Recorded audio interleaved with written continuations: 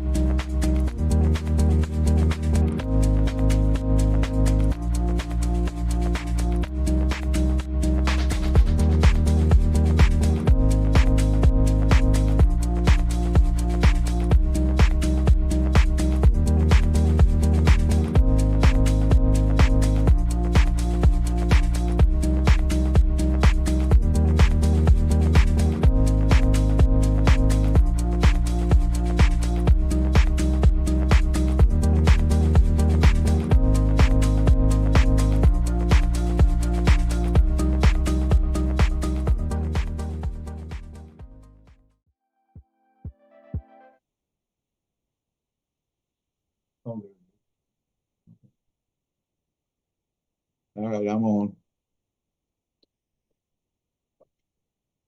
Okay.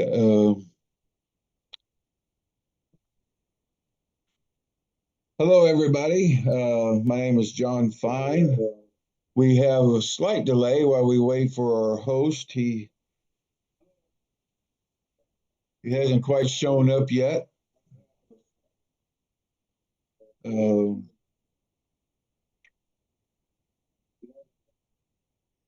Let me see if I can call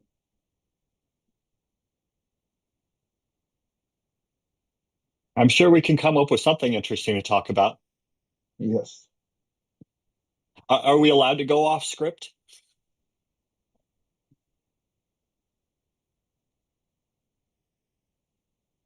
Why don't we begin with introductions? Okay. Well,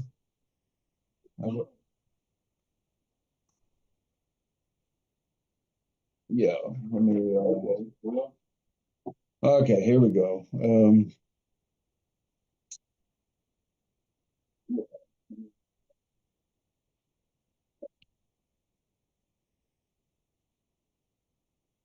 I want to welcome everybody to the Galactic Prime Directive. We seem to be missing our host at the time, but that's okay. We're going to continue. We're going to continue without him.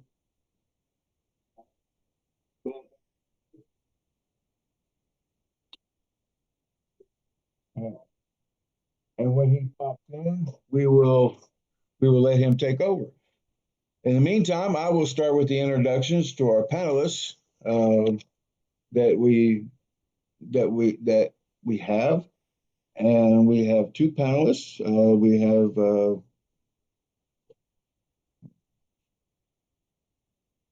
We have a professor, or sorry, Doctor Sarah Clark, and Doctor Brian Faulkner. Brokey, or Uh, anything close. yeah. And Dr. Sarah Clark is an expert in health and wellness. And of course, Brian is an expert in emergency medicine. Um, Greetings. oh, there he is. There's our host. I will let him Hey, how's it going? over. Well, better than my other computer, which has just stopped working. That's right, looks funny. Normal. Sorry to frighten you there, John. And anyway, here I am.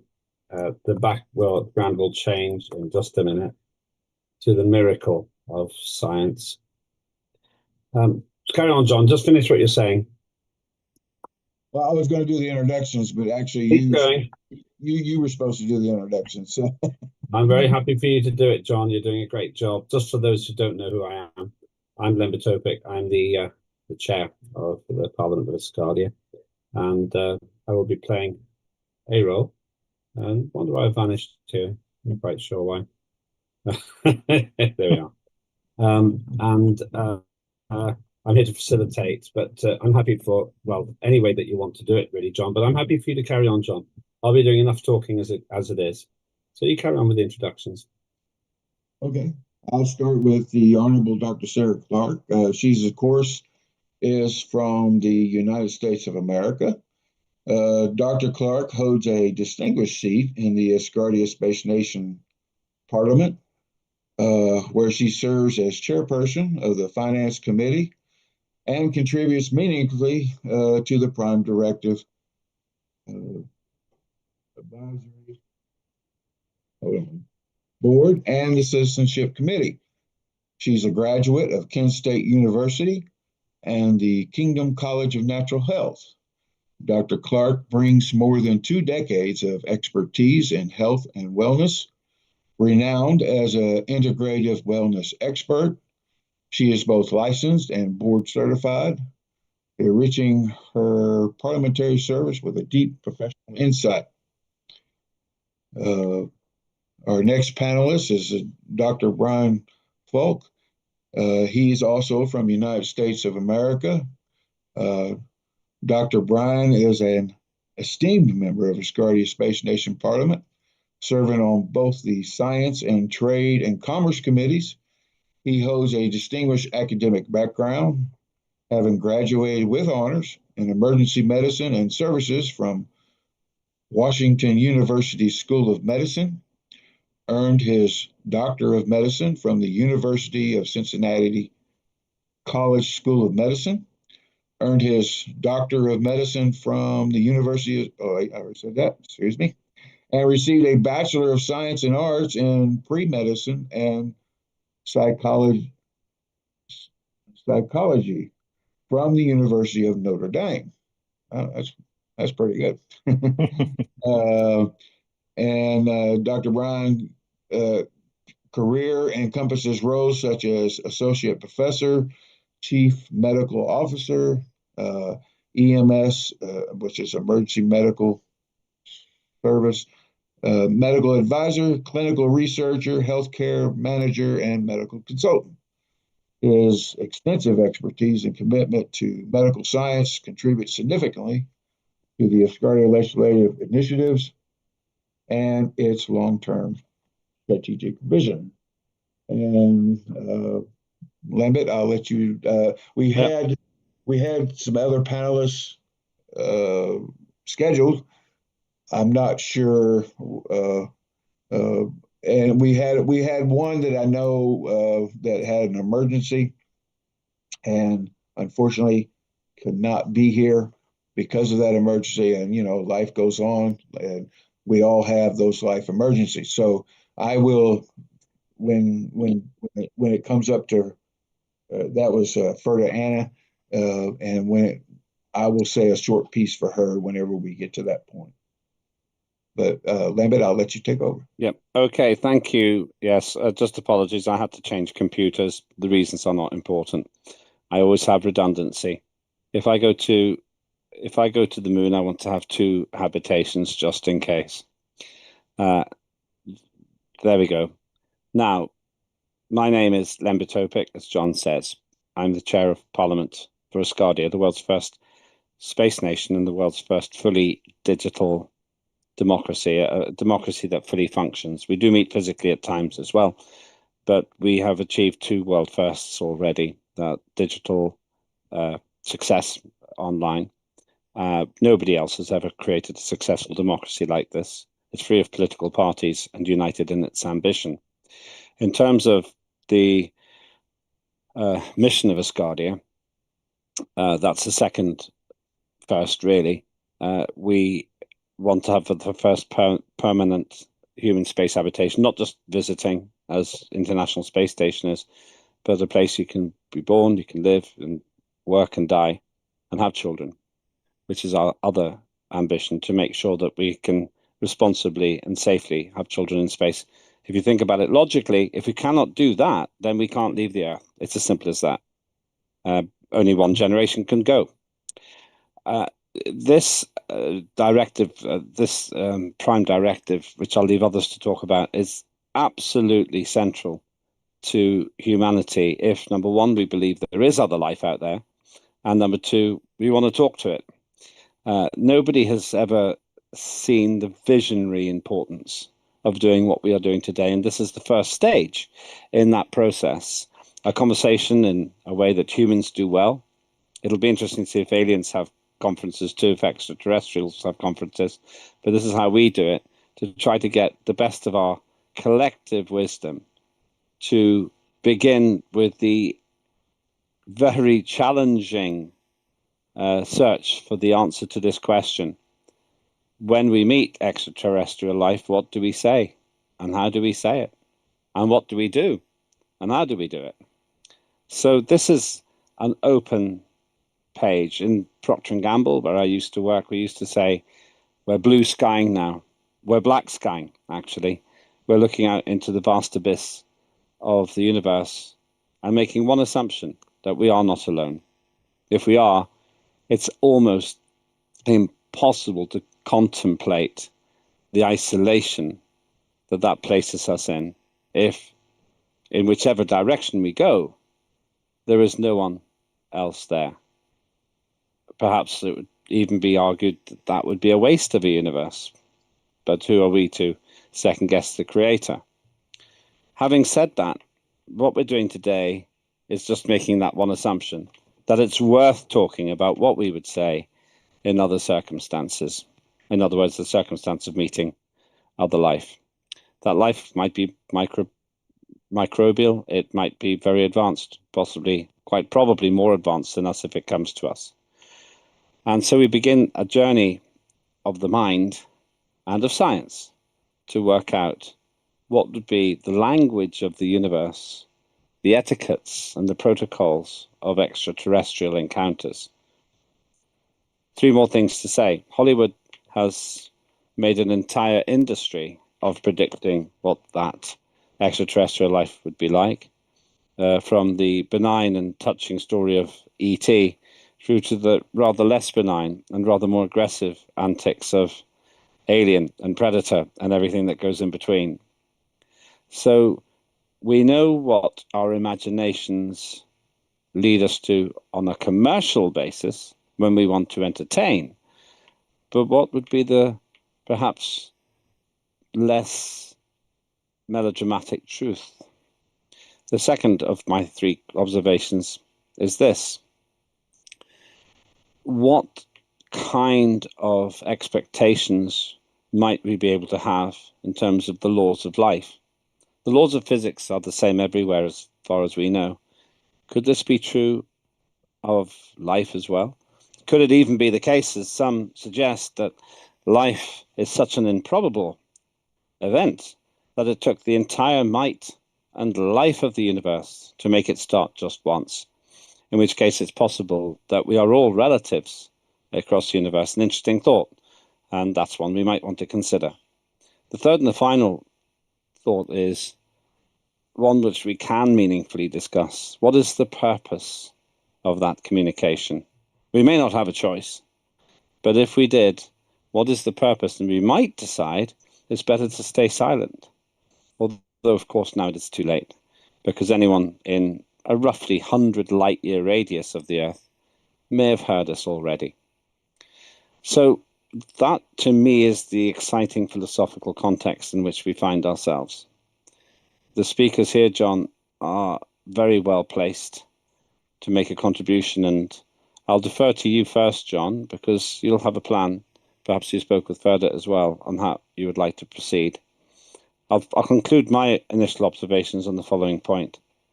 And these are now my opinions. They're not the official policy of Asgardia. They're opinions of a man who has considered this and started reading serious scientific books on this half a century ago. Books which were in the vast library of my late grandfather, Ernst Julius Eppich, who was a professional astronomer and engaged in these otherworldly thoughts before anybody else really did, or maybe a few people like Arthur C. Clarke were doing it. My observations are as follows. I do believe there is life elsewhere for a simple reason. Either it started once and traveled on interstellar objects like meteorites and so on, splashed off one planet to another, which means it didn't necessarily start on the Earth, but it came to the Earth. That's possible. It's got the name panspermia. And there's a very interesting professor in Cardiff with whom I've been honoured to talk about that subject, and more of that later. So that's one possibility. The other possibility is that life begins whenever the circumstances are correct and whenever there's enough time for it to happen, in which case, who knows what's out there. What I don't believe is that Earth is it. There are trillions of planets in our galaxy alone. And as such, I think it is wise for us to ask these questions. There's even an equation, which some of you may know about, and I don't want to steal anyone's thunder if they want to talk about it. So there's even an equation which works out the likelihood of intelligent civilizations in our galaxy. And depending on the variables you put in, there are countless civilizations. But I choose to consider us not as a lonely planet with a unique formation called life, but rather as members of a very spread out community fulfilling whatever it is that the purpose of the universe turns out to be.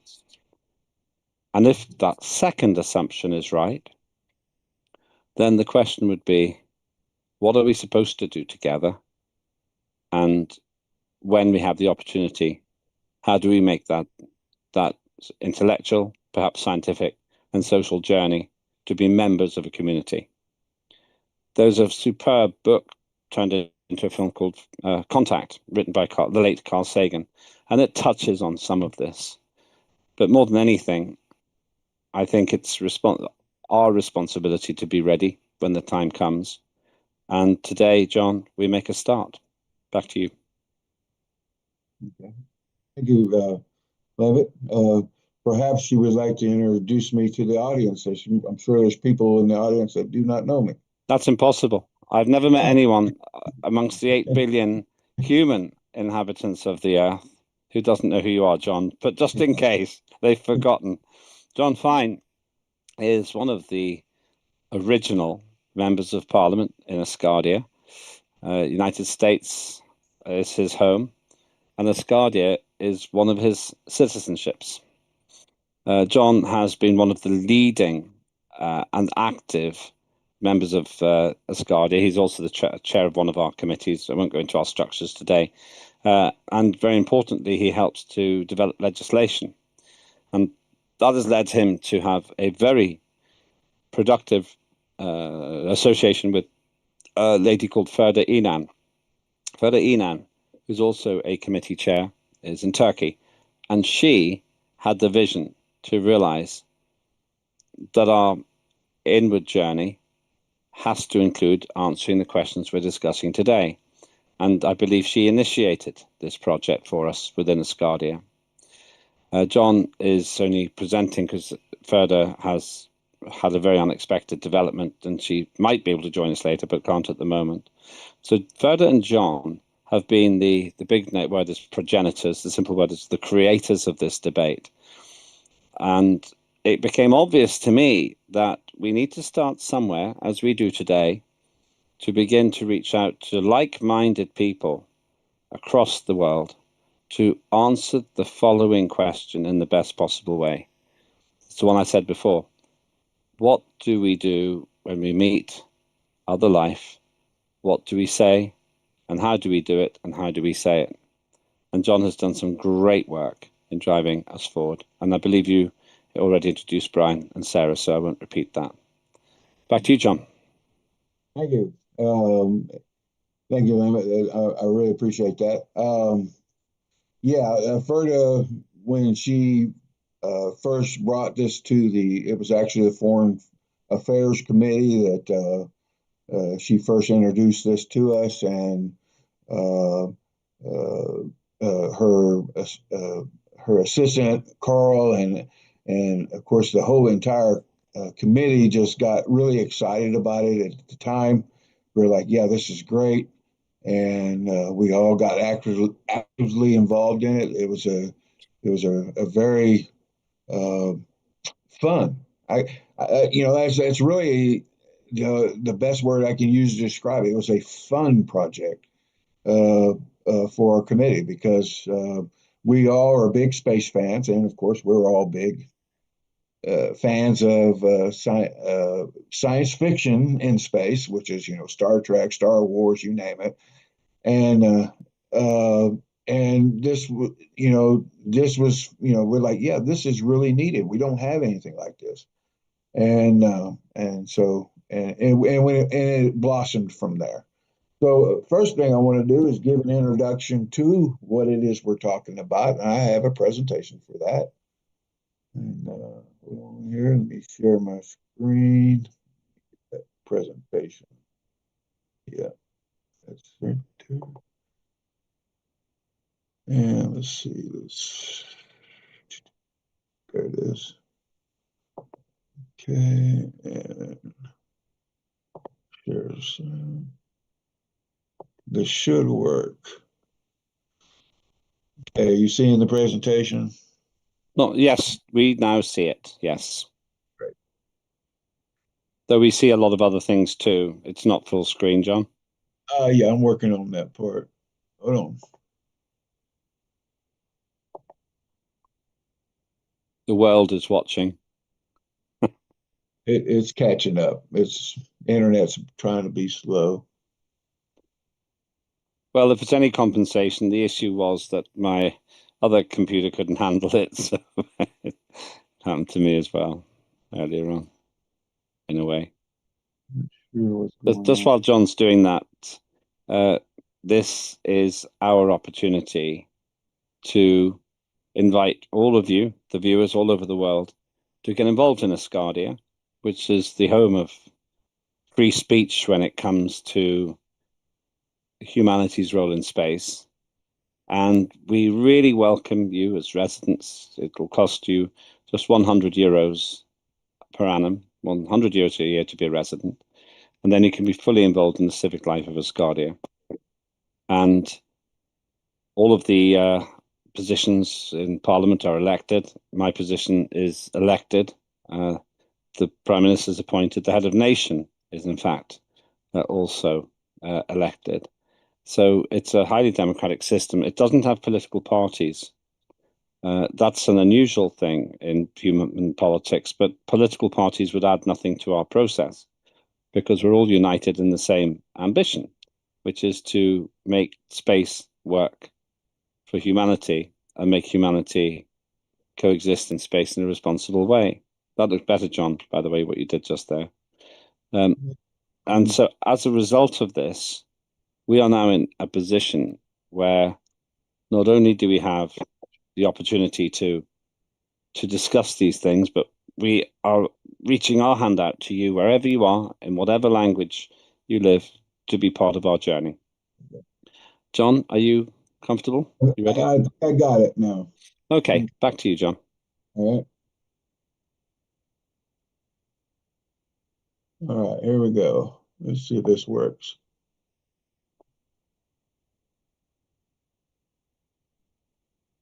The future of humanity in space holds endless possibilities, from colonization to interstellar travel. Exploring these opportunities requires vision, innovation, and collaboration across nations. A legal framework is essential to ensure peaceful and sustainable expansion beyond Earth. Without clear rules, conflicts over resources or territory could jeopardize our future. Space law must address ownership, environmental protection, and conflict resolution. Terrestrial influences like politics and economics will shape how we explore the cosmos. Extraterrestrial factors such as alien life or cosmic events could redefine our path. Balancing these forces will determine whether humanity thrives or struggles in space. Colonizing Mars or building orbital cities could become reality within decades. Advances in technology will make long-term space habitation more feasible. But ethical questions about genetic adaptation or AI integration must be addressed. A unified legal system would prevent exploitation and ensure fair access for all. International cooperation will be key to managing shared resources like lunar water. Private companies must follow guidelines to avoid reckless commercialization of space. Protecting celestial environments is as important as preserving Earth's ecosystems. Encountering extraterrestrial life would challenge our laws and philosophies. Preparing for such scenarios requires scientific rigor and open-minded dialogue. Humanity's future in space depends on foresight, responsibility, and shared values. By building a strong legal foundation, we can secure a prosperous future among the stars. The Galactic Prime Directive focuses on building this legal framework for all humanity as we begin our cosmic journey. Thank you for watching. Okay. The future of humanity. Okay, welcome to the inaugural conference on the Galactic Prime Directive, interstellar legal framework.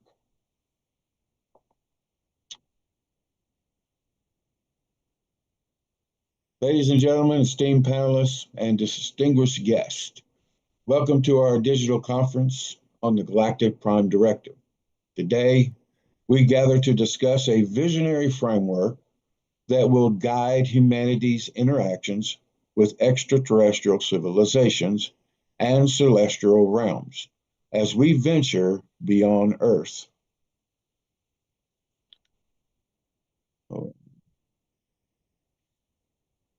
Asgardia Space Nation, standing at the threshold of humanity's interstellar era, proudly presents the Galactic Prime Directive, a visionary charter destined to inspire and unite the global community as the first space nation. Asgardia accepts its profound responsibility to represent humanity with wisdom, dignity, and foresight among the stars. With an unwavering commitment to ethical stewardship and cosmic harmony, this Prime Directive established universal standards for all interactions with extraterrestrial life and celestial realms. Our pledge is clear: to safeguard the pristine environments of space, to honor the natural unfolding of life and culture across the cosmos, and to foster peace and cooperation among all sentient beings. By defining the guiding values of non-interference, protection of natural and cultural evolution, and the responsible pursuit of knowledge, Asgardia sets forth a beacon for all nations and peoples. This charter inspires to ensure that humanity's expansion beyond Earth is marked by integrity, scientific excellence, and an enduring respect for the unknown. Let this declaration serve as an invitation to the international community to join in shaping an era where the exploration of space is conducted with reverence, prudence, and a shared vision for harmony among the stars. Asgardia calls upon all people of Earth to walk together into the cosmos, united in purpose and inspired by the highest ideals of our species. Asgardia invites the global community to consider the following foundational principles as guiding tenets for our shared future beyond Earth. These principles are offered as a blueprint to safeguard natural development, uphold cultural integrity, and establish protocols for contact that are both thoughtful and necessary when circumstances demand. Article 1, or Principle 1, non-interference. The absolute prohibition of interference with pre-space flight civilizations shall be maintained to prevent technological contamination and protect cultural development. Number 2, developmental protection. Natural evolutionary processes shall be preserved, including technological development timelines, cultural evolution patterns, and artificial acceleration or deceleration prevention. Number 3, cultural preservation. Indigenous knowledge systems shall be protected, including cultural practices, social structures, artistic expressions, and historical records. Number 4, scientific standards. Research activities shall utilize passive observation technologies with detection prevention measures, regular calibration, and peer review. 5, systematic classification.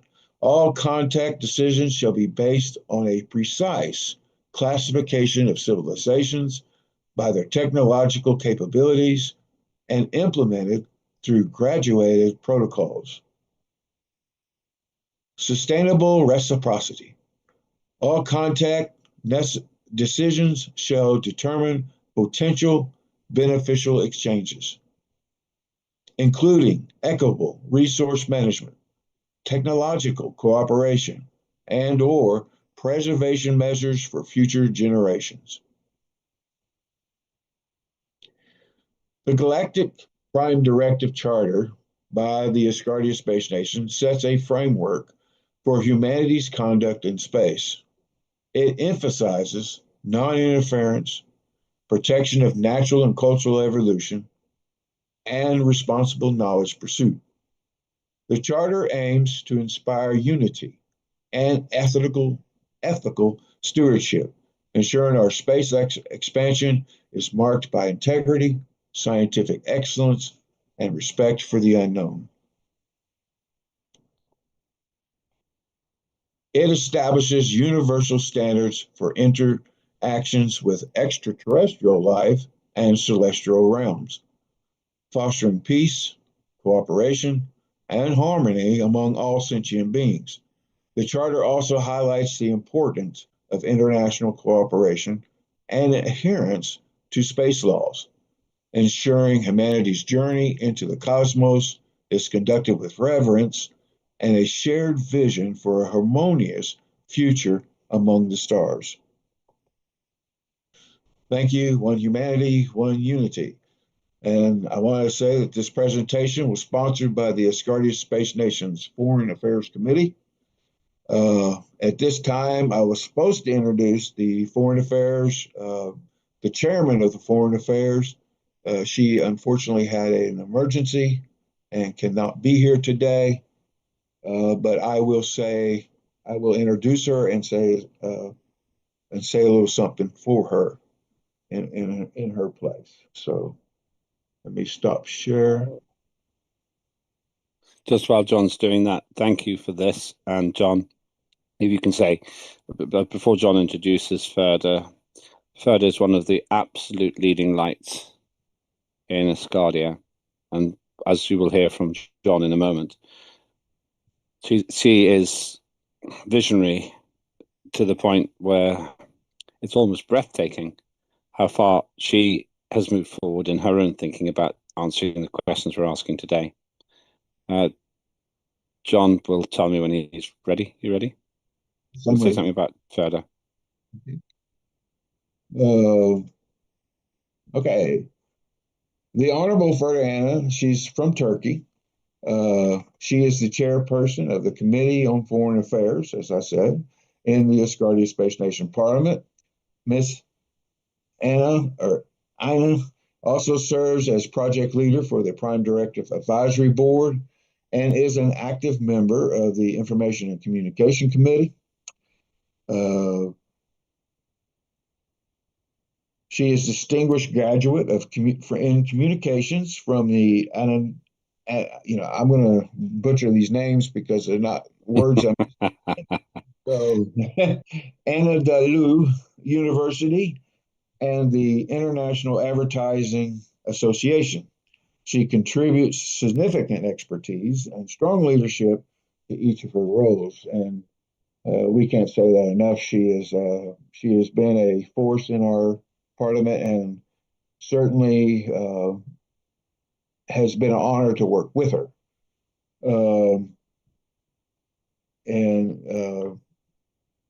Like I said, she came up with this idea originally, and it didn't take the rest of the committee to latch on to the ideal, and we really had a lot of fun with it when we were developing it, and we just really got excited about it. And when we first introduced it to the chairman of Parliament, Mr. Obick, he got excited too. He actually liked the idea, thought it was a really good idea, and a lot of other Parliament members really got excited about it because, I'm sure that there's a lot of human beings out there, especially those who are big fans of space and the science fiction part of space and the realistic part of space, can see the importance of something like this, where we at least start talking about it. Yes, I understand, and I want to say that this is not Asgardia saying that we believe in aliens. This is not what we're saying, right? We're just saying that we need to start a conversation because the evidence of whether or not there's aliens or there's not aliens or there is aliens is, there. You can take half the world and they'll say yes there is, and you can take their half and say that no there isn't. And even though we haven't really seen any definitive evidence on a grand scale, but at least in part people believe there is, in their heart. So, and if that's the case, and we happen to encounter aliens, I would think that at least we need to do is figure out how we're going to talk to them. because you don't want to go in there guns blazing. I can tell you that. That wouldn't be my first way of doing it. Even though a lot of the movies you watch, that's the first thing they do is go in gun blazing. Let's blow them up, and that. And we can look at our own history, and that's one of the things I brought to the committee when we were developing this. I said we can look at our own history and see the mistakes that humans made, and we don't want to make those same mistakes, And in a lot of cases, that's the way worlds were conquered in the early human world. Was people just went in guns blazing and scorched earth and let's just take over, let's do this, and we still see some of that today, and it is a terrible thing. We as advanced as our species has become, you would think we have evolved away from all that, but we still have a little bit of it going on. But we certainly don't want to carry that into space. And that's one of the big things that the HON had said in his speech at the very beginning. That was one of the things I remembered the most when he gave his very first speech to all the Asgardians was, we don't want to take the conflicts of Earth and carry those into space. And that's why I think that an interstellar law is so important. But the world has to be involved in that because we are all in it together. Just before we go further, just for those who may be watching for the first time, HON is short for Head of Nation. That's Dr. Igor Asher-Bailey. We have Asgardia has, like every society, developed its own shorthand language. But just wanted to explain that. Dr. Asher-Bailey, the founder of Asgardia. So when we say the HON, it is like saying POTUS in America. Absolutely. I forget about that. But I'm so used to saying HON that I don't I don't even think about it. But yeah, we do have a global audience right now, so I do apologize for that. No, don't apologize. It's an interesting, fun fact about Asgardia. Thank you for bringing it. Now, because our diplomatic expert that we had scheduled is not here, I want to bring on another diplomatic expert to fill his. He can't fill his shoes, but he can definitely fill his place because he himself is an accomplished diplomat. He was in the British Parliament, and it happens to be our host, Olympic Opik, from the United Kingdom, as chairperson of the Asgardia Space Nation Parliament. Mr. Opik leads a dynamic 150-member body operating on an innovative digital platform. He facilitates the weekly Parliament Chairperson Forum and actively participates in numerous committee meetings, ensuring seamless governance and collaboration. With a distinguished background as a former British Member of Parliament and a graduate of the University of Bristol, Mr. Opik is also widely respected as a broadcaster, journalist, and commentator, bringing a wealth of experience and insight to his role at the helm of Asgardia's legislative leadership. And Mr. Opik, I'm gonna give you some breakout questions to start off with, and the listening audience can write down their questions that they want to ask, and we'll get to those questions after our next two panelists answer their breakout questions, and then we'll start answering the questions from the audience. So, Mr. Abbott, I got a couple of breakout questions for you to start with here. Let's see. Question number one is, how can the principles of the Galactic Prime Directive foster international cooperation and diplomacy in space exploration? And what role do you see for diplomatic engagement with extraterrestrial civilizations? Two quite different questions. On the first one, I've given you my big picture view earlier on in my introductory comments, so let's get into the practical aspects of this. On that first point, I think that Asgardia is uniquely placed to lead this dialogue. for a couple of reasons. The first one is that we are not partisan, we're not party orientated, we're not in any way engaged with ideological conflicts on Earth. Indeed, it has been a defining feature of Asgardia that we never comment on terrestrial politics. Individually, of course, we have our views, but Asgardia does not. There have been pressure points when we've been invited to comment about certain incidents, and we've been asked what side we're on, and we say we're on the side of Asgardia and of all humanity in space, which means we do not engage in terrestrial politics. So on this point, the first benefit is that we are outside the world's political competitions, but very much on the side of humanity as a whole. Now, I think that gives us an opportunity to be a central point of contact for all those in any nation that wants to be involved in our activities. It's worth remembering that the Asgardia's Parliament has over 40, has had representatives from over 40 countries on it. That's pretty good. It's almost a fifth of the countries on the planet. So that's the first thing. The second reason is because this is our specialism. We have an absolute passion for answering the sort of questions we're talking about today.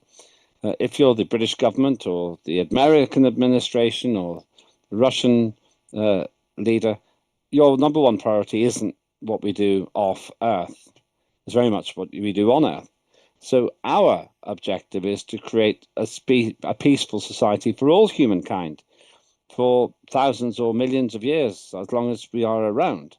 So we bring with us an expertise which can be measured like this. 150 people in the Parliament. Let's say we've been in some form or another around for almost a decade, just to keep the numbers simple. That's 1,500 person years of debate about these things. 1.5 millennia, a little bit less probably, but very close to 1.5 millennia of debate on these kinds of subjects, on space-related subjects. So I don't think there are any other parliamentary bodies on Earth that can boast that. And therefore, in terms of the answer to your first question, I say that we can reach out the hand of friendship to any country, anywhere in the world, who is interested in collaborating with us. And we provide a benefit because they don't have to do the deep thinking the way we do. They simply have to contribute to it. And depending how you measure the number of countries, there's somewhere between 193 and 230 countries. They're all going to be affected if we meet extraterrestrial life, because it's going to be a game changer to our understanding of our place in the universe, every bit as much as the momentous discoveries made at least twice in the history of the human race that Earth wasn't at the center of the universe. The Greeks figured that out, and Galileo figured that out, and I'm sure others did too. It's comparable in importance to that because it means we are not the center of life as well. And who knows, it could even answer some theological questions. And that leads smoothly to the second question that you asked. How do we reach out to extraterrestrial life? Well, that's what we're here to answer. And we're going to take a year to answer it, I think, maybe 2. But I'll share with you some work which I have revised from documents I've written, and I will cite a great organization called the Association for the Scientific Study of Anomalous Phenomena, ASAP, they call themselves, in the UK. I wrote a series of articles before I was so actively involved in Asgardia, so maybe 12 years ago, considering this question as it happens, John. And this goes right back to the fact I was reading books from my grandfather's library, my astronomer grandfather's library, in the 1970s about these things. They're very adult books, and they often derive from the 50s and 60s, where already people were talking about this. And here are some of the things that I think will be relevant when we reach out. First of all, we need to seek first to understand before being understood. Human beings aren't great at that. We tend to talk about what we want in the first person instead of what you want in the second person.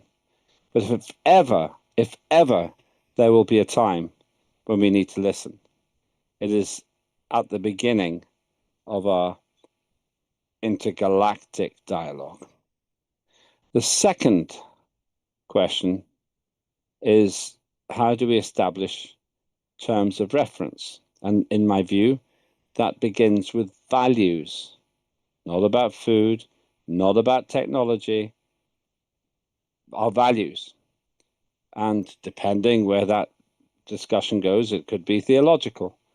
It could be that because we would maybe use the laws of physics as a common starting point, mathematics perhaps, that we'll need to find a way to talk about those values. But we need to establish those values, because if we have wildly different values, there could be a real danger. Though I have to tell you that if the other civilization is far more advanced than we are, then we are at their mercy. We're at their mercy. So I've got to make one assumption, that whoever we meet is good, and they don't regard Earth as a fast food restaurant where we're the food. And so establishing values above all else, commonality.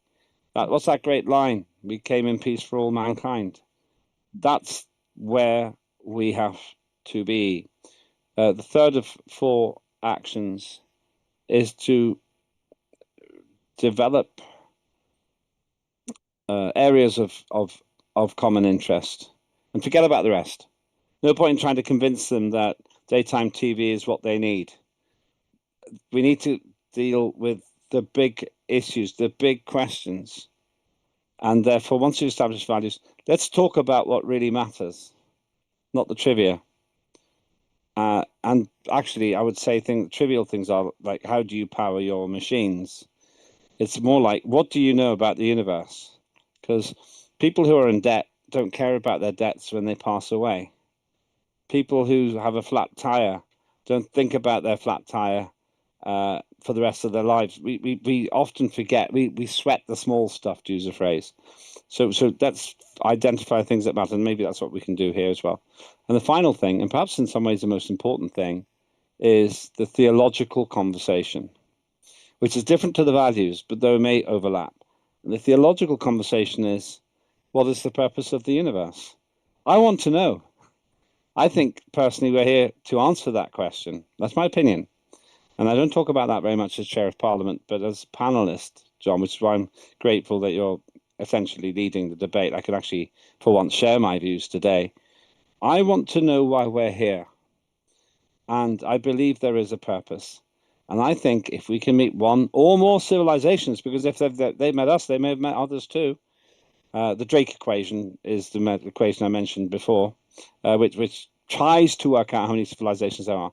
But I'd be willing to bet, as in that film I cited at the beginning of our conversation, Contact, that the advanced civilizations already talk to each other. And it would be great to be part of that community, to be allowed in, because we've shown the maturity to have earned it. Though I warn you that it might be thousands of years till they decide to do that. I'll conclude with one other point, John. It's the means of communication, and this goes back to one of the articles I wrote.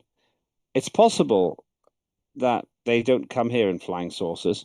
I've always believed it very unlikely that if you can travel 20,000 light years in a flying saucer, that you crash when you land. I think if they can go across a third or halfway across the galaxy, they probably are going to be quite good at parking. So I don't think they end up coming here because they think that we're a rescue team. But I could be wrong. I don't think that. And I therefore go further. If they are watching us, we won't really know. But why would they come here at all if they have developed their intellectual capabilities to the point of psychic achievement? They can reach out without having to travel. I had some involvement with psychical research many years ago, and I saw some remarkable things. And I put it this to you, John, it could be they're already here. It could be they're here in the seminar. And it could be that means we're already a part of the intergalactic community of life. We just don't know it yet. Yes, that sounds. I tend to lean a lot what you just said there, especially towards the end. I think that they definitely, if they were watching, they definitely, and we actually has it one of our principles that we use non-evasive techniques, which and this is why, because I tend to agree with you that if they're watching, they're not going to let us know, and and the thing is they're waiting for us to get to the point where we finally realize that we're not the center of the universe. Humans throughout their history have always put themselves the center of everything. And the problem is we're not. Okay. The cosmic nature, Mother Nature. Well, here on the planet, Mother Nature has shown that she's way more powerful than us. She can knock out 30, 50, 100,000 of us in a blink of an eye, you know? And she's like, yeah, you think you're so almighty and powerful. Okay. But on a galactic scale, a solar object could come and knock us all out at once, completely just wipe us out like the dinosaurs did, and which we do have historical evidence to show that there were dinosaurs on the planet and they all got wiped out all of a sudden. So, but and so there's always that threat. But if you're an advanced species and you're watching humans, why would you want to park your spaceship here? I mean, it's like, okay, what is this? Like the $5 late night show, that nobody wants to watch. It's they, we're not intellectually, we're not all that interesting. Oh, just two brief points. We need to get on to the other panelists as well. I don't want to hog this. Yeah, but I'm right there with you. Yeah, just two very short, supplementary points. One moment. Just two thoughts for you. One is, in terms of our egocentricity, it's hardly surprising if you live in a pale blue dot all on your own, you end up thinking it's all about you. There's a great line in a film I don't like very much, but there's a great line in it. Bette Midler in the film Beaches, after having spoken about herself for a long time, she says, "Oh, and here's me talking about myself. I got to stop. What do you think of me?"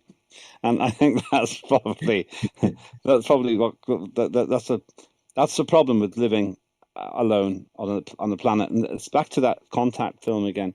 There's a great line in it when, I don't want to spoil the film, you've got to watch it. Viewers should watch it. It's so salient, so important to what we're discussing. And there is contact in the film. And the representative of the alien says, "You humans, you just feel so alone." And I think we do. And I think the biggest statement would be, to quote another iconic line from the Hollywood depiction of this, "We are not alone." When we discover that, everything changes. Okay, my next question goes to Dr. Brian Croak. How should emergency response protocols be adapted for interstellar missions, particularly in scenarios involving severe environmental threats and biological crisis? Okay, so great question. I think in order to answer that question the best, the first thing I should probably address a little bit, which is very relevant to the conversation of the Galactic Prime Directive, is what we need to keep the same. And one of the primary principles of medicine that we adhere to is first, do no harm. What we recognize in medicine is that the body is an incredibly complex entity that is capable and seeks self-preservation and the ability to heal itself. And many times medicine is designed simply to give that extra nudge or a push to the natural healing process. When we expand from a single individual to a community of individuals, similar principles apply. And as a person, as a toddler, thinks that they are the center of the universe, only then to imprint on the other entities around them, and finally recognizing that they are not the center of their own community. we need to apply the same types of principles when we're addressing a medical response in this environment. What we are looking at is in medicine, in austere environments, and you can't get very more austere than space. The medicine typically doesn't change too much. The principle of medicines and the entities that you're addressing have don't change. However, it's a logistical challenge primarily that motivates what needs to be adapted and adopted in order to address those type of responses. So the first thing I would say is that much of what we do in medicine on a terrestrial basis works on a different timeline than is likely going to be expected in space. In space, everything is protracted, everything is prolonged. The ability to move from point A to point B changes the dynamic of what we hope to be able to achieve in an emergency response. For example, in medicine, we talk about the golden hour of trauma, where when a significant trauma occurs, we have to act within that first hour or 30 minutes or whatever the evidence shows in order to help prevent catastrophe for that individual. The likelihood of us having substantial enough resources to address a critical need in space within that golden hour without proper preparation and certainly a collaborative effort is next to nothing. So I think first setting our expectations for what we are going to bring with us and what we are going to expect to have available for that emergency response is the first critical point below the first do no harm. The second critical point is what do we need to have with us? And in order to answer that question, in some cases, we are not going to expect a response from external response. So for our disaster preparedness or our emergency preparedness, we are going to need to rely on what we already have with us and adapting the medical resources that we are going to utilize to be immediately present. One example that I would think of, or to give a practical example of what we already have, we have individuals that may be likely to have a cardiac arrhythmia or a heart irritability of their heart, where they could have sudden problems where they go into cardiac arrest, or they the sudden death that can occur when your heart stops working. We actually have tools that you can implant called pacemakers and defibrillators that can address that emergency within the time frame that's necessary, which is only a few seconds. We also have external vests and so forth that people can wear that if they don't have that already implanted, the more invasive technology already implanted within them, those vests can deliver those same type of life-saving shocks. So when we think about response in space, I see us needing to take some of what we naturally do to help with the health and well-being and emergency response for human beings. And I think we need to adapt it to look more like those type of vests. Whether we take the vital signs and put it into the suits that we're wearing, whether we take those type of emergency response capabilities, whether it be an inflatable tourniquet in case somebody starts to lose blood or other types of things, and build it into what people have immediately available to them when they're not necessarily able to activate themselves, as opposed to expecting some external force to be able to make it to them in a timely manner. The likelihood of us having an ambulance in space with the lights and sirens, nobody's going to hear the sirens. Somebody may see the lights, but the likelihood of them getting to somebody in time is very low, at least for the types of things that we would be talking about, in a terrestrial environment. So those are some of the things that I would think about is take a look at the logistical challenges, prepare ahead, and bring with you and adapt all of the tools to be immediately accessible and available to whether it be the single individual or the community at large. Automate them so that people don't have to think about them, so that they can be reflexively activated for when individuals are in crisis mode. They may not necessarily be able to think as clearly as we would hope. and adapt them to be immediately deployable and activated. Would probably be the best mode of responding in that type of environment that you're talking about. And I'll pause there. There's plenty of other thoughts. Okay, great. Well, let me throw a question at Dr. Sarah Clark. Hold on. As soon as I find it. No pressure there, John. Yeah, there we go. Okay. Considering the Prime Directive's emphasis on non-interference, how can we ethically manage health crises involving extraterrestrial civilizations without violating their natural development? Also a very good question, and one I've been pondering since you sent it to me.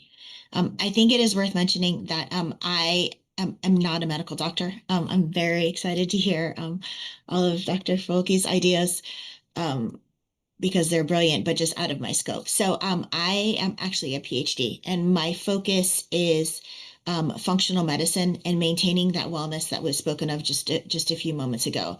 So in that vein, when considering contacts with a civilization or individuals from outside our what I would consider a pretty fragile ecosystem, my first thought would, of course, be do no harm in alignment with the Prime Directive, respect autonomy, but also preserve natural development, and not only ours, but theirs as well. I would think that the most prudent course of action, and again, these are just my opinions, not those of, of anyone but myself, but definitely observation before intervention. Gather as much information as we can, studying directly or indirectly, obviously without contact, but while protecting not only them, but ourselves from any sort of cross-contamination that could lead to the emergencies that we were just discussing. And to that end, like non-intrusive supports. Crisis is going to happen. It's sadly almost inevitable. But by providing ethical assistance and really putting ourselves in the position to be that steward of what I would consider ethical assistance in ways that are both culturally, but also, again, like biologically relevant, like sharing open source knowledge, whether it be like medical science or preventative principles, anything that we could provide assistance wise without forcing a solution. Because I think many times when there is a crisis, our first instinct is, well, how can we fix this? And that might not be our role. Our role may be just providing the knowledge to another civilization so that they could choose the best course for them. Also in line with maintaining that very fragile homeostasis and that wellness for earthlings as individuals, strict quarantine protocols that would include, and I don't know exactly what this would look like, but very robust, I guess, biological barriers, just to ensure that we don't have an exchange of any biological factors that we might not have taken into consideration, but that might have, catastrophic dominoing effect, whether it be, what we would consider, bacterias or viruses, or even, air that we are unable to mutually breathe.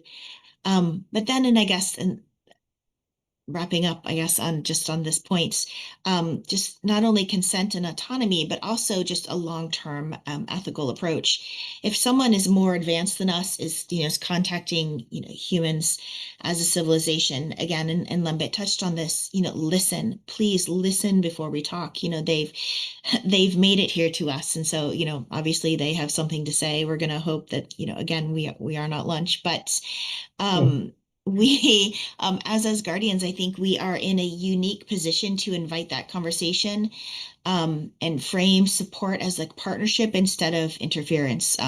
We touched on this, in the last hour. We don't have a military, and we don't have a military for a reason. We are here to to expand into the cosmos, but I think in a way that is positive and in a way that gives me hope, which is why I'm involved. But again, in closing, just a long-term ethical approach, just to prevent, I guess, risking any sort of development, whether it be I'm going to say theirs, theirs or ours. Try to prevent that illness. Try to just try to think like, holistically of the universe as, I mean, we're all part of the same universe. And so let's do our best to, I guess, put our best foot forward while protecting both the they and the us. Yeah, I'm a big fan of Star Trek. Okay, I'm just a big fan, and I like the way, assuming that when we start exploring space, let's say we do come across a civilization that's less advanced than we are, and I actually do feel that can become a reality because humans are advancing quite, fast, and it seems like every decade we seem to triple our advancement. Double, triple, quadruple. It seems to like just work in increments where it's going even faster and faster at each from one decade to the next. At first it took us forever to get to from hunter gatherers to whatever, but once we got to the industrial age, everything has just been exploding. So, but I like the way they did it in the course of Star Trek series, where they would just they found a list of interests, and they figured out that hey, you know what, our medicine, we think we can help them, and so and what they usually try to do is figure out who in that civilization was the scientific community, and just pick one individual and try to interact with just that one individual, and because normally you would think that's who would accept and visitors from outer space more so than any other organization. In the military, they're just going to want to blow you up. Diplomats are going to want to bore you to death with diplomacy. No, I'm kidding. But the scientific community is just generally, and especially when it comes to space science, they're generally interested in learning about space. So, and everything that goes there, and that to me just that resonates with me. I don't know if that resonated with you or not, but yeah, I can certainly understand what you're going there. So, my next question is for Lambic again. I think Dr. Folke had a comment. Oh, did he? Okay, Oh, go ahead. yes. Yeah, I just, and I may just jump in the future, as opposed to Go right just in ahead. case you don't see it. But one of the things that Dr. Clark mentioned the response that I gave was primarily related to a human response to human emergencies in space, as opposed to addressing any of the possibility of an extraterrestrial encounter where we are dealing with other entities that are different from us. And I think one of the things that Dr. Clark mentioned that is critical in that, and it's critical in medicine, is that primary observation. You need to take the time to wait and watch and learn and understand before interacting. So where I'm speaking about some automated types of behaviors, those are for us. For any other sentient individuals or any other life, we really need to have that take a beat and pause and wait. One of the most difficult things in medicine that I'm finding for early doctors, and one of the things that I've learned over time as one of the seniors, is pausing and letting something, the natural healing process occur. Just waiting for the body to correct itself is sometimes more difficult than what we can give them, what next medicine to jump in and give them, what next thing to do to them.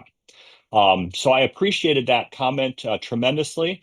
The other thing that's really important that matches some of our response to species other than ourselves that may be relevant is I do a lot of work with humans with special medical needs. And what I find is that we are adapting guidelines and protocols where there are certain medical conditions where if you respond to individuals with those type of diseases the same way that you would any other individual, you can actually cause more harm than good and sometimes have fatal outcomes. And while it's a relatively small group of individuals that have those particular problems, I think it's important to recognize that even within our own species, within our own medical conditions, there are those normal types of behaviors that may seem reflexive to us and common for us to do. For example, there's somebody with a particular type of metabolic disorder, and if you give them normal saline or a bolus of fluids or a bunch of fluids to try to help correct a low blood pressure or a life-threatening problem, you can actually kill somebody with certain types of disorders with just that common act. The likelihood of us having those similar catastrophic outcomes with unrecognized errors, if we're dealing with another species, is pretty high. And so I think that what Dr. Clark was saying about that observation period is critical for any medical intervention that we would ever hope to bring to bear on extraterrestrials. So just want to make sure I mentioned that comment, that it applied differently between humans to humans versus any human to extraterrestrial behaviors. Okay, great. Lambert, one follow-up question. What strategies do you feel Earth, between the global community, in diplomacy and as far as our research, our ethical considerations, our legal responsibilities, everything that's kind of within the wheelhouse of a diplomat and parliaments and of course some legal. Do you see how would we bring those together to actually? How do you see us bringing those together to actually adapt a response to extraterrestrial life?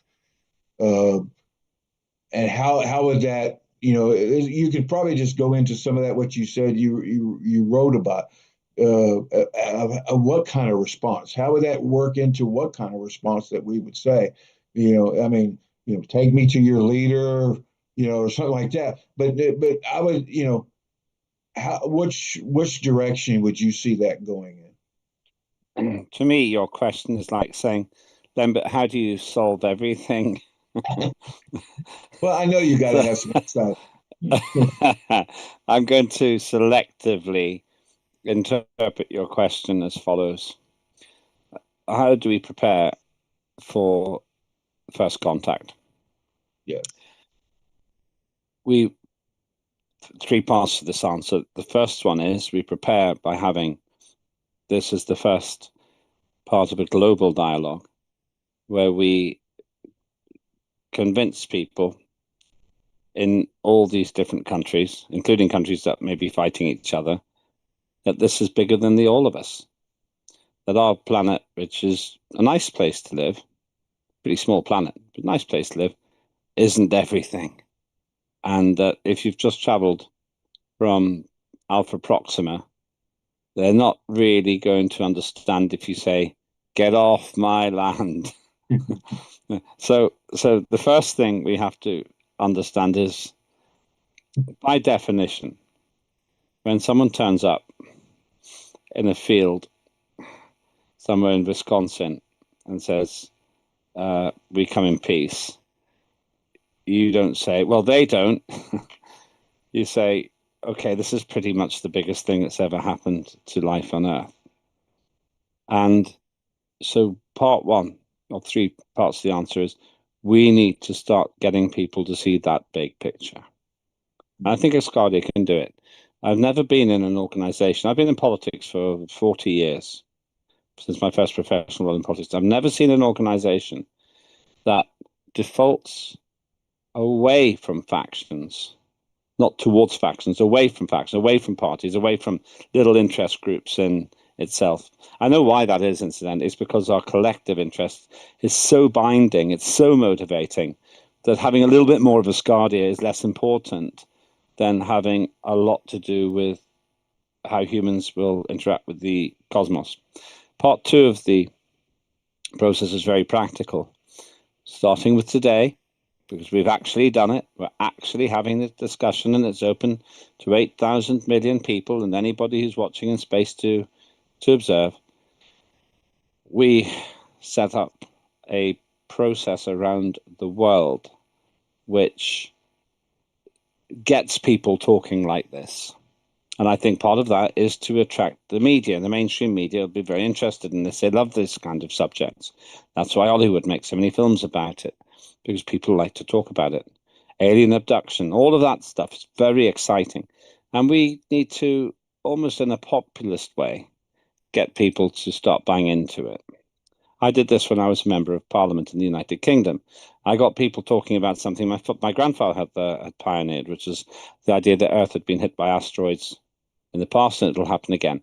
Until I was campaigning on this, no one really was taking it seriously.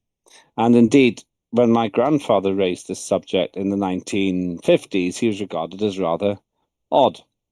And yet in the 1980s, when they found a great big crater called Chicxulub in the Gulf of Mexico, until they discovered that, and that was probably the dinosaur killer that came in there, it was regarded as crazy. But it became popular, and then popular culture got involved, and we had 2 films, Deep Impact and the much more entertaining Armageddon, which weren't scientifically that accurate, but they popularized it. And I remember somebody in Parliament saying, "Lembit, I thought you were crazy when you were saying that stuff about asteroids, but I've just seen Armageddon, so it's all true." And I took it. There was a great cartoon at the time when the then Prime Minister, Tony Blair, who's having a lot of problems, was walking along Downing Street next to his then Chancellor, Gordon Brown. And they're walking along, and Tony Blair saying, "Well, at least it can't get any worse." But above their head, there's an asteroid just about to hit Downing Street. So we popularise, and we don't do that enough in Asgardia. And I would encourage viewers around the world to get involved and get people to talk about it, because this really matters. What do we do when we meet other people, other beings? And then the third and the final thing I'll say for now is we dare to think unthinkable things. What about if life only did begin once? It was Professor Chandra Wickramasinghe, who is still in Cardiff University, who thinks that all of life is related, that life started once and then it went everywhere. That would mean they could have the same DNA. They could have a double helix in their DNA. We could actually be using some of Brian's aspirin to clear the headache of a space traveler who's just got tired of being in the flying saucer. We could actually all be related. Let's consider the implications of that. You've still got cancer, they might say. Well, we fixed that 20,000 years ago. You know, you could actually have conversations like that. And so we think outside the box. We think about this. I said before, maybe there's a psychic communication. I'm pretty sure that works at the quantum level. I won't go into that too much. I can see a mechanism how it works. Entertain the fact that we're already in dialogue. Also, that solves the problem of time travel, because if you can do it psychically, you can kind of do it outside the restriction of time. We also say, what would we want to know? And we get people talking about it, so that instead of it being something you watch in the cinema before you go to have a pizza with your wife and you go to bed, you actually say, let's start the dialogue. Now, my belief is, this is the most controversial thing I'll probably say today. My belief is that they'll talk to us when they think we're ready, and they'll know. Therefore, our job is to do what every good parent does to their children. They make them grow up. Right, now we need to grow up. And I would say, if to quote Carl Sagan again, we don't destroy ourselves through an unforgivable moment of neglect, then we can do it. And these civilizations, it could be they have been around for 100,000 years. If they have, it's exceedingly unlikely that they solve their problems through fighting, because they will know the preposterous nature of trying to get an extra few thousand square kilometers whenever there's a universe the edges of which we cannot even see. Yeah, thank you. Thank you. Well, you kind of answered the last question I had. So I think it's time we go to the audience and get their questions and answer their questions. I asked the audience, if you got a question for a specific panelist, put their name down. You can just put their first name, if that's fine, and address their and ask your question. Yeah, I'm gonna go into the chat or into the online here and start looking to see what we got here. While he's doing that, I will say, wherever you are in the world and whoever you are, please figure out how to make space and coffee, because I, for one, would not survive in space without coffee. So please. You know what, Sarah, not many people know this. Since 1983, I've had 4 cups of coffee. I love the smell. I just don't like coffee. And I did that. I drank most of those because I was asked to in various TV shows. I've had 4 cups of coffee. I love the smell of it. I love the smell of it. So if we travel together, you never have to put a little line on your coffee jar. It'll be fine. But stay away from the anchovies. Yes, I love tea too, but early mornings I regrettably need my coffee. I'm sorry, John. I didn't mean to jump in there, but I was like, oh. You're we got I think she touched upon the psychological well-being in space, which is a whole nother Yes. can of worms, but very important.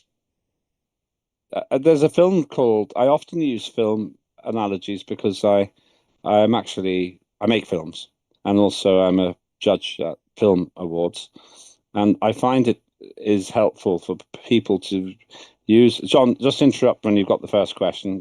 We're just sort of indulging ourselves here, hopefully in a way which is engaging with the viewers. But I find films are a helpful way to get these messages across because they're designed to be popular. There's a film called, I think it's Anayara, I think. I'll check the name. But in it, routine, very large spacecraft moving people from Earth to Mars goes wrong.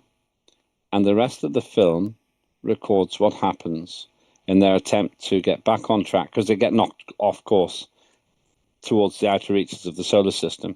And the rest of the film is a combination of watching how they try to fix this problem and the psychological impacts of this detour. And it deals with what Brian said. It's absolutely riveting. If you're depressed already, don't watch it. But if you want to have what is, in my view, one of the most impressive analyses of what long-term immersion in a space trip with thousands of other people would be like, that film is a must. okay. What did you say, John? I'm looking on the YouTube. I can see a question. Yes, we do have a question. Oh, wait. Where is that coming in? On the chat? Yes. Oh, I was looking on the YouTube too. Well, you can do that. Okay, here we go. Question on the chat. We got, what would the Prime Directive do to protect the misuse of space resources by humanity in space? Who wants to answer that? Sarah wants to answer it, or Brian does.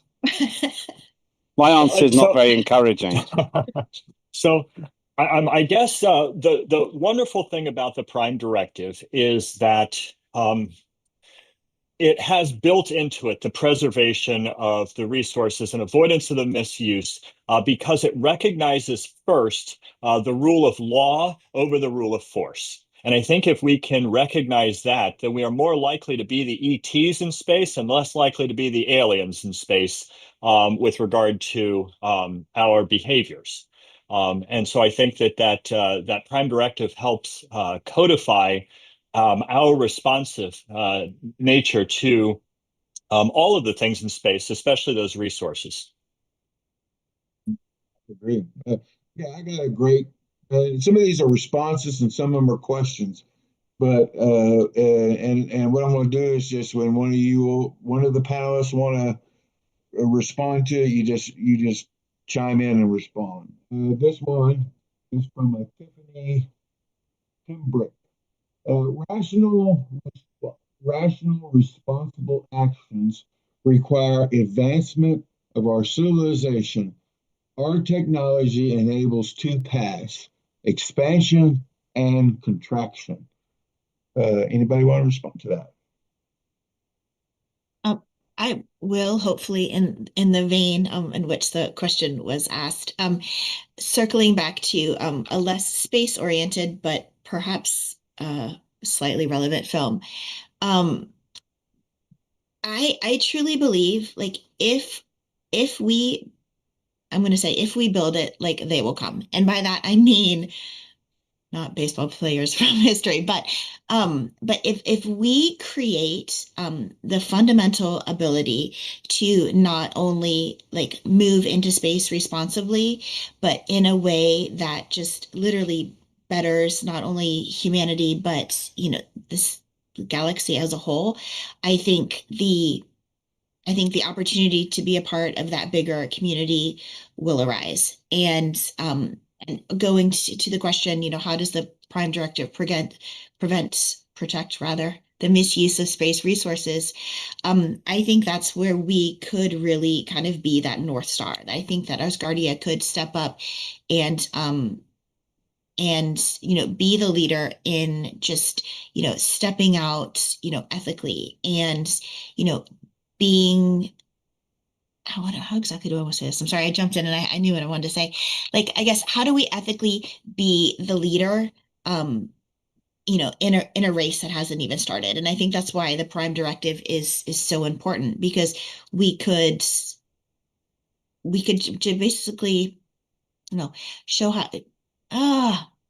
I'm gonna have to circle back. I'm sorry. I totally had an idea and then it fled. But I think we could be the leaders in space in a way that not only protects humanity, but protects resources and protects other civilizations. That was terrible. Sorry. You see, no, it's not, Sarah, because perhaps I put it to you that you had the actual answer, but because humanity isn't ready, extraterrestrials have deliberately prevented you from sharing it.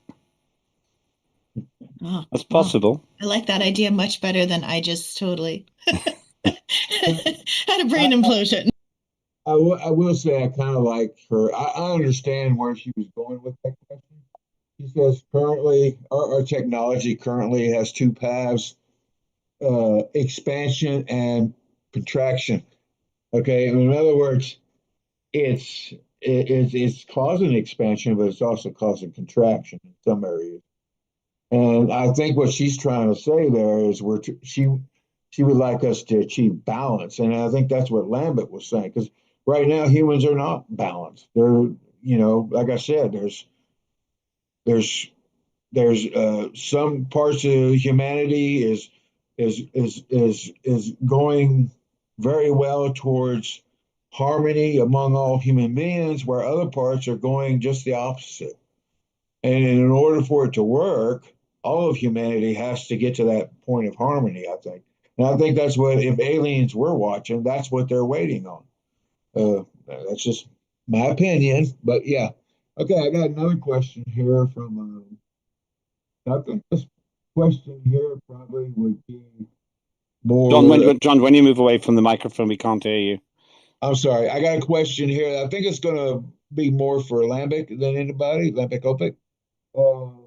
Question is, what would the view of Asgardia and Asgardians versus the one who hasn't gone to a respectful university but studied infinitely on a different path than the universities, uh,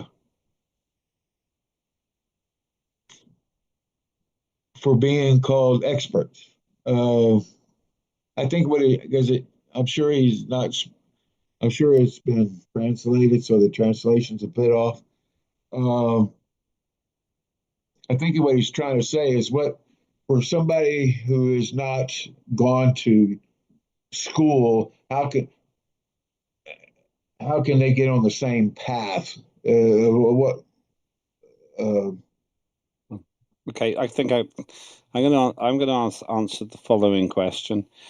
How do we all operate on a level playing field when it comes to the questions we're asking? That's what I was trying. Well, there are two things. There's intelligence and there's education. My 8-year-old, my 4-year-old are as intelligent as they will ever be, but they're not as educated as they will ever be. They might not be able to express their understanding of feelings and the world, and may not have the same vocabulary as they will have in 30 or 40 years' time.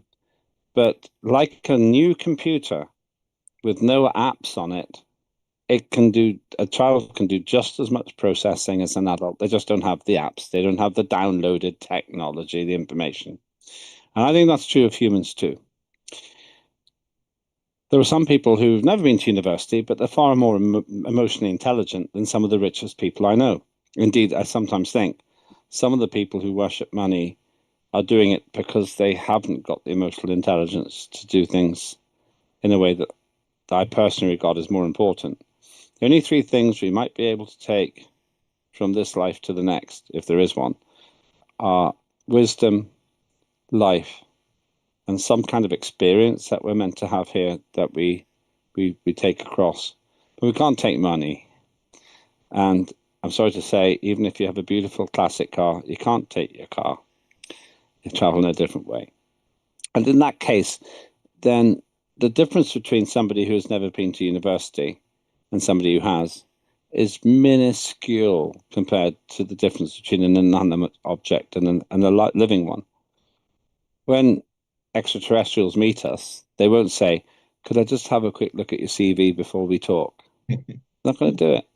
And also, the smartest person on Earth is likely to be much dumber than an extraterrestrial that comes from the far side of the galaxy because they worked out how to travel at warp speed or close to the speed of light or something to get here. They're going to be smarter than us unless we meet them first. If we go to them, that'll be the other way around. But they're likely to be smarter than us. So don't worry about university education. They're not going to say, take me to your Harvard. That's not going to do it. And so I think you need to relax, because one of the problems we've got is the stratification of human life on Earth. I think that education is important, really important, because it opens the universe and the world and the possibilities to you. But it's not a defining factor in Asgardia. It's not a defining factor here. And my mother didn't have very many qualifications, but she was one of the most emotionally intelligent people I've ever known. And I think this is me saying something I hope is true. I would like to think that when we meet extraterrestrials, the one thing that we do share is the concept of love. I'm going to jump in here. Food. Not the love of food, but not food. Go ahead, sir. As long as we're not the food, John.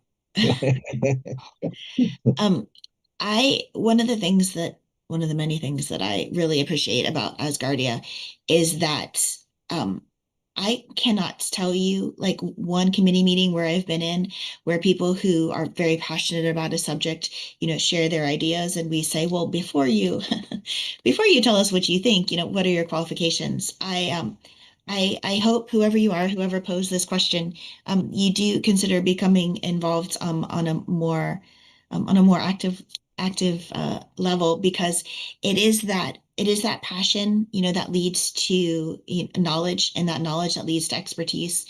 And anybody who is that passionate about a subject, especially space, definitely has a place at our table. So, please consider becoming more involved with Asgardia. If you would like to speak with me, I'd be happy to. Just pop on over to our website and you can find all of our contact information. Really, anyone here would just, love for you to join us in our path forward. Absolutely.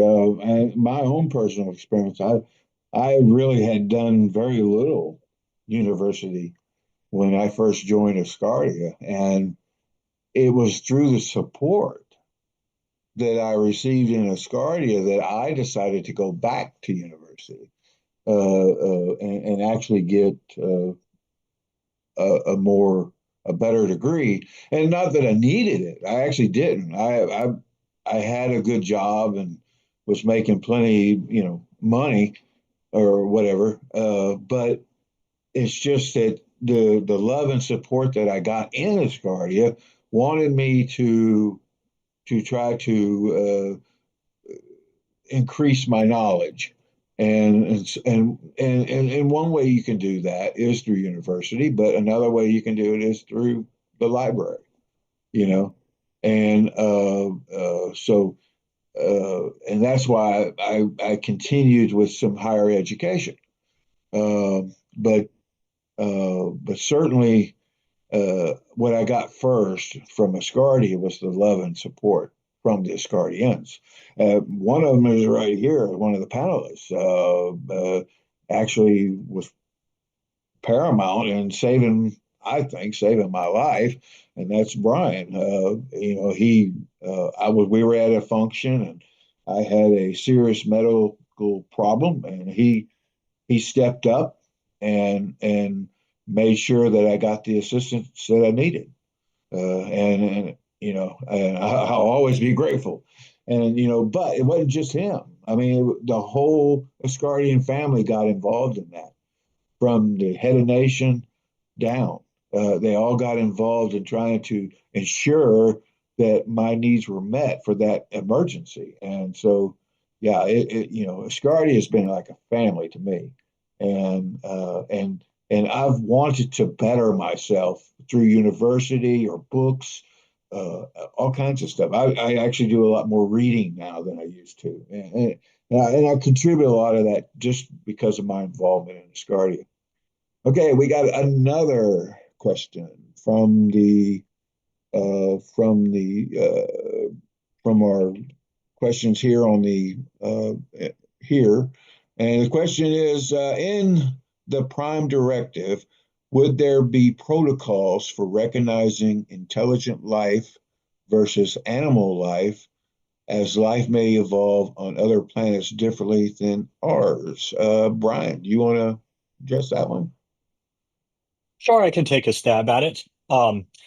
So being highly refined and tuned to dealing with understanding human life and the nuances that come with medicine, I also recognize that even within our own community, I am highly limited in my understanding of all of the other forms of life. And so, as we engage with the possibility of extraterrestrial life, we need to include a variety of experts in order to have any hope of seeing and recognizing it early on. We need to include the docs, yes, the scientists, the mathematicians, the veterinarians, the microbiologists. We probably ought to include from the very beginning the experts in science fiction who have an understanding of how to take our hopes and dreams and extrapolate it to a positive outcome, where other individuals may be narrowly focused on facts alone, as opposed to some of the opportunities that arise from those encounters. It is essential, as we talk about the prudent avoidance of the misuse of resources. The last thing we want to do is step on a planet and step on the only living organism on that planet as we take that first step. That observation is critical for us to understand what we are doing before we act.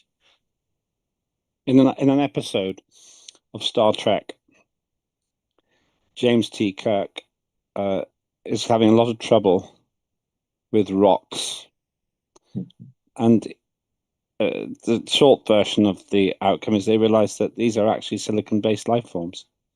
And as soon as they realize this, everything's all right, because they were fighting something they didn't understand. The silicon rocks, the living rocks, didn't present any danger to humanity, but our attitude did. Not many people know this, but Gene Roddenberry, who was the creator of one of my all-time favorite series, which is the original Star Trek series. I think they ran 2 series. They ran about 70 episodes altogether, 68, something like that. He based a lot of his storytelling, a lot of the stories on American foreign policy. And his assumption was that we would export our problems into space. And then he would act them out with interactions with other civilizations. That's the big danger, I think. Now, just a word that we must leave all that trouble at home. Recognizing intelligent life is relevant. There are 2 different things to recognize. One is intelligent life, by which I mean conscious beings of some sort. The other thing is life itself. And we don't really know. We pretend we understand what life is, but we don't really know what it is. Not really. And I think there are 2 different things, therefore, because let's say this touches on transhumanism, and that was discussed earlier on in your video, John. Some life may have decided that it transported itself into computers. Now, I don't know if that's possible, but I recently developed a theory about that. Well, if they're conscious, or if they seem conscious, then we have to assume that a conscious being has been involved at some point. If somebody met ChatGPT, they would assume that a conscious being designed that, and the conscious being knew what consciousness looked like. So the interesting thing is, if you had a robot here that seems conscious, probably either it is or its creator is. And I'll just put this one other idea in. I've recently come to the conclusion that human beings can create consciousness. Do you know the most powerful evidence of that? Children. That's good. That's good. But Brian actually brought up a point that I never really even began to think in that realm. But when he said it, it made total sense. And that is these science fiction people who have created these series and whatnot for us should be at the table too. And I'm like, wow, that makes a lot of sense because they they are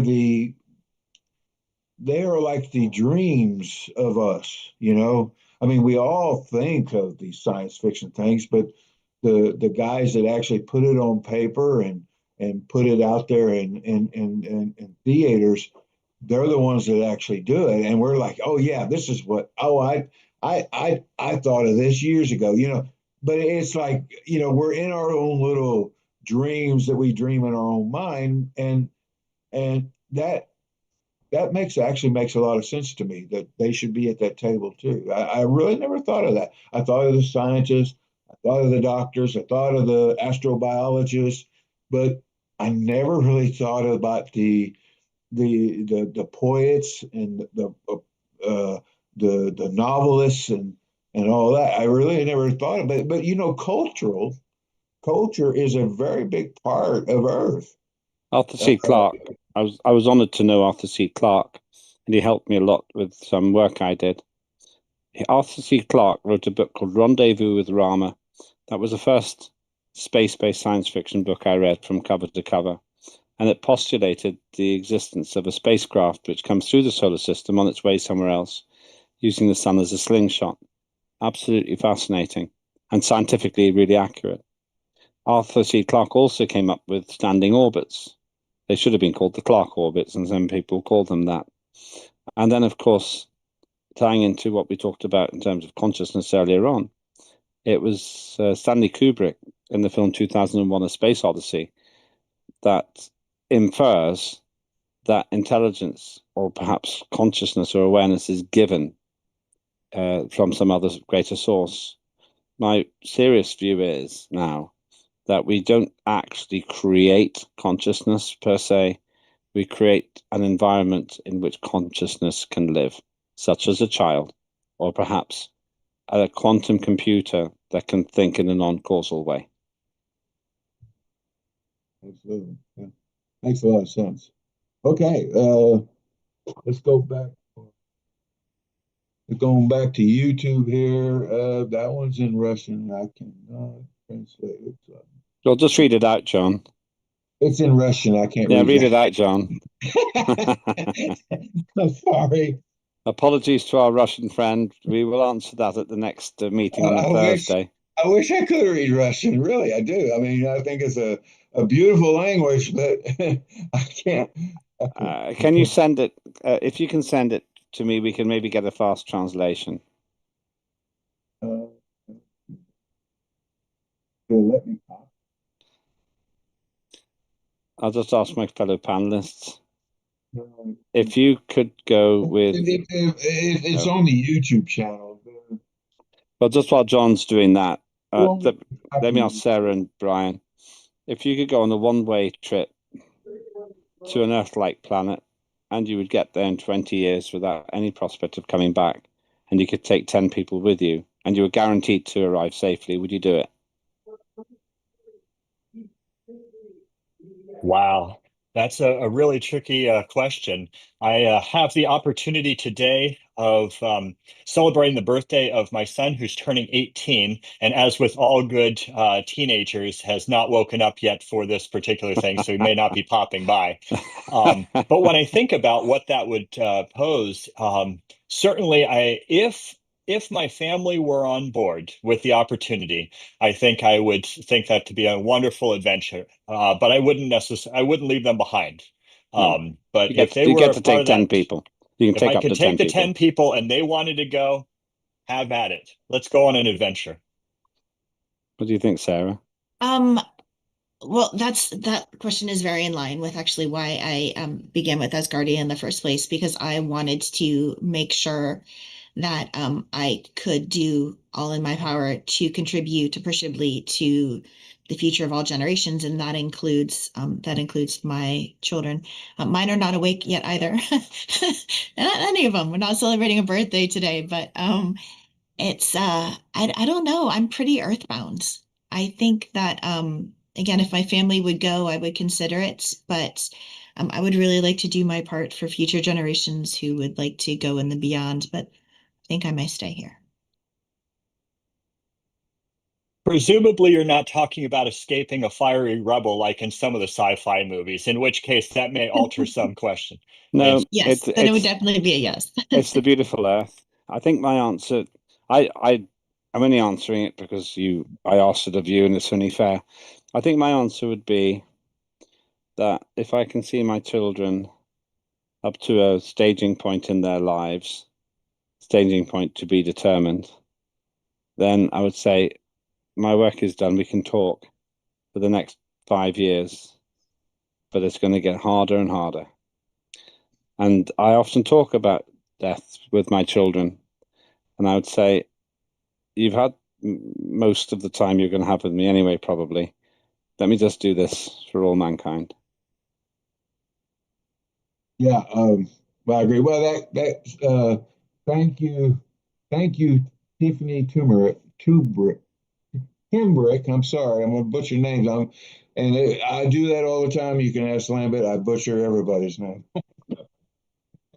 But that's just a country boy Southern drawl. I just nah. Anyway, um, uh, she translated the Russian for me, and it's just a statement. So that somebody was making, which is it a good Is it a good statement? It's an absolute wonderful statement. It says the Prime Directive is a landmark event dedicated to the future of interstellar law and human responsibility on Earth and in space. So yeah, Nice. It's a very good statement. Most that I'm reading are not questions or comments, so they really don't get into the. There was somebody questioning about what is United States going to control Asgardia too? I think is what she was trying to say, and I think Carol Lynn Lockhart was explaining to her that the Asgardia doesn't work that way. We do. For those who don't know, Asgardia is made up of well over 200 different nations. We have we have representatives from well over 200 different nations, I think, and we're made up of from all over the world, and we we we we have we have different we have a very nice communication system set up in place to that established through our anyway our digital platforms. We have a digital system, and we have a question and answer session every week. We have a chairs meetings every week, and it's all done digitally. Everything that we do, almost everything we do, is digitally. We do have an executive congress coming up in Dubai, and that one is actually going to be physical, but it'll also be digital because we'll be streaming it live as well, or there will be at least some parts of it streamed live. And and this is from people from all over the world. We have a group of people that are from the United States that are in Asgardia. We have a group of people from Russia, a group of people from uh, uh, Panama, a group of people from Mexico, a group of people from you name it. You just name a nation, and we probably have a group of people from that nation that's actually an Asgardian, and they come from all walks of life, different educational backgrounds, different socioeconomic statuses. It doesn't really matter. Asgardia doesn't have a preference on any of that stuff, and but we're all united in our effort to try to create a nation in space, and where humans will live and work in space. And this Prime Directive is an extension of that. But we need we actually have to get the world to engage with us on this, and so we ask that you share the Galactic Prime Directive, share the ideal with in your universities, in your schools, in your when you're talking to your friends, and you're in the coffee shops, and that that we do need an interstellar law. We need that the global community needs to come together and try to figure out how will we act when we move outside our solar system, or out even beyond the moon or beyond Mars. How will we act? So, and what will we say when we talk to aliens? Will we just try to blow them out of the sky? Or, I mean, recently, I think a lot of you probably seen the video where there was this object that's definitely what we used to call UFOs. They call it something else now. They're always changing the name, but back in my day, we called it a UFO. And it was flying over the water, and they shot a Hellfire missile at it, and the United States did, and it just bounced off of it. It didn't do any damage to it, and they were trying to shoot it down, but it didn't even damage the thing, and it had it. Some people say it broke up, but it didn't. It had other pieces come off of it that were distinct in their own. They were I watched an analyst analyze it, and he says, no, those are three different objects on the back side of it now. And obviously, but they didn't really know what it was, and nobody could explain, because our radar we could pick it up, but we couldn't really we really didn't know what it was. And it could be in some new spy piece of equipment that China invented, or who knows. But the thing was, it was a UFO. It was unidentified, and it was a flying object. And but their first response was to shoot at it.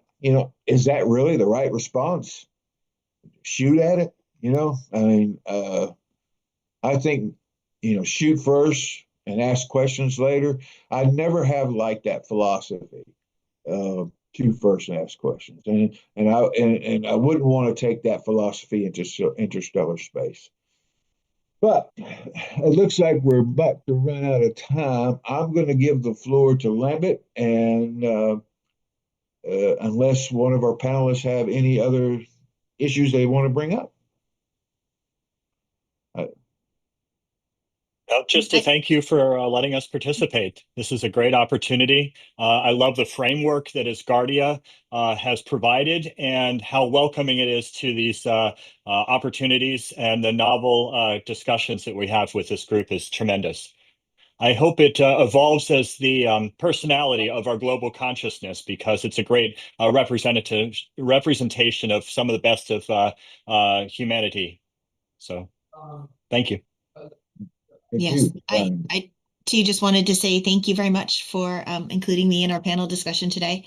I know that this is just the first step in really a much larger conversation, and I appreciate having had the voice. And thank you, my fellow panelists, for listening and sharing your ideas.